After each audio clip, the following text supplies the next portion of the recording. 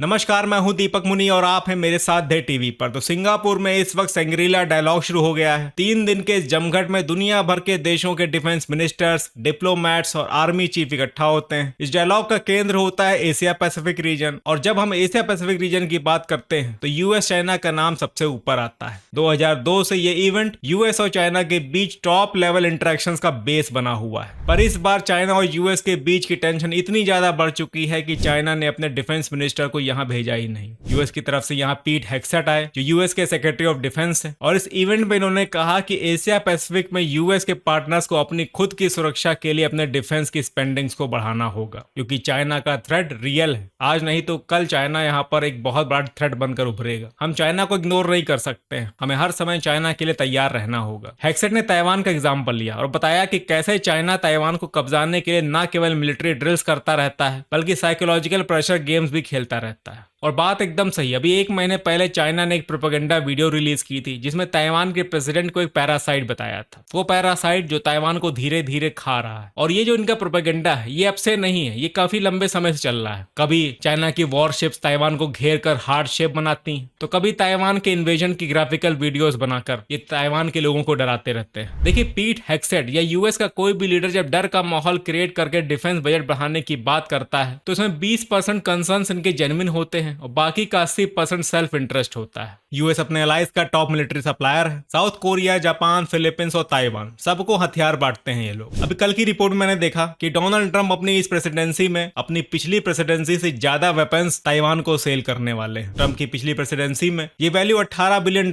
रही थी। इसके बाद बाइडन आए, बाइडन के टाइम ये वैल्यू $8 बिलियन के पास रही। और अब की जब ये पिछली प्रेसिडेंसी से ज्यादा सेल करने वाले हैं, इनका टारगेट $20 बिलियन से भी ज्यादा होगा। तो इतना सेल अगर ये एक्सपेक्ट कर रहे हैं, तो कहीं ना कहीं ये अपने पार्टनर्स को ये सलाह जरूर देंगे कि आप अपना डिफेंस स्पेंडिंग बढ़ाइए, फिर चाहे वो एशिया पैसिफिक की बात हो और फिर चाहे इनके यूरोप वाले नेटो पार्टनर्स। पर इस सब के बीच मैं आपको एक बात ध्यान दिलाना चाहूंगा कि अगर ईस्ट एशियन या साउथ ईस्ट एशियन कंट्रीज अपने बजट के स्पेंडिंग को बढ़ाती हैं, तो उनकी एक नजर इंडिया के वेपन सिस्टम पर भी रहेगी। अभी भारत ने रिसेंटली फिलीपींस को ब्रह्मोस बेची। $375 मिलियन की ये डील 2022 में साइन हुई थी, और अभी इसी अप्रैल की स्टार्टिंग में इंडिया ने ब्रह्मोस का सेकेंड बैच फिलीपींस को डिस्पैच किया। तब तक ऑपरेशन सिंदूर हुआ नहीं था, और अब जब ऑपरेशन सिंदूर हो चुका है और हमने अपने वेपन्स को रियल वॉर में टेस्ट कर लिया है, और इन वेपन्स ने जिस तरह की आउटस्टैंडिंग परफॉर्मेंस दी है, आई एम श्योर अगर यूएस अपने अलाइज को फोर्स नहीं करता है और रशिया से कोई ऑब्जेक्शन नहीं आता है, ऑब्वियसली क्योंकि ब्रह्मोस इंडो रशिया का एक को प्रोडक्शन है, तो ऐसे केस में हम यूएस को इस वेपन मार्केट में टफ कंपटीशन देने वाले हैं। देखिए, ऑपरेशन सिंदूर भारत की डिफेंस एक्सपोर्ट के लिए गेम चेंजर साबित होने वाला है। हमने ऑलरेडी 2024 में 23,000 करोड़ का बिजनेस किया था, और भारत का टारगेट है कि अगले 4 सालों में हम 50,000 करोड़ का बिजनेस पूरा करेंगे। लेकिन ये टारगेट तब सेट हुए थे जब ऑपरेशन सिंदूर नहीं हुआ था, और मुझे लगता है कि अब ये टारगेट जो है हम आने वाले हो सकता है 1 या 2 साल में ही पूरा कर ले। अच्छा,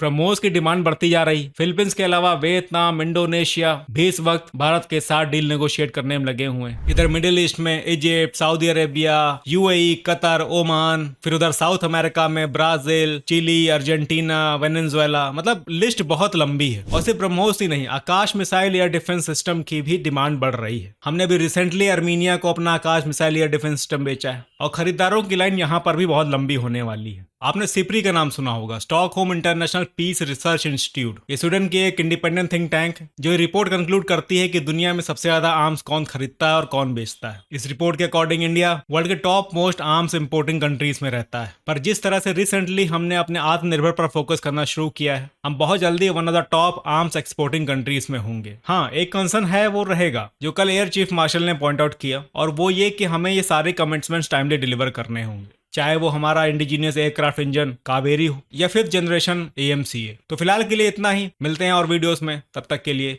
जय हिंद।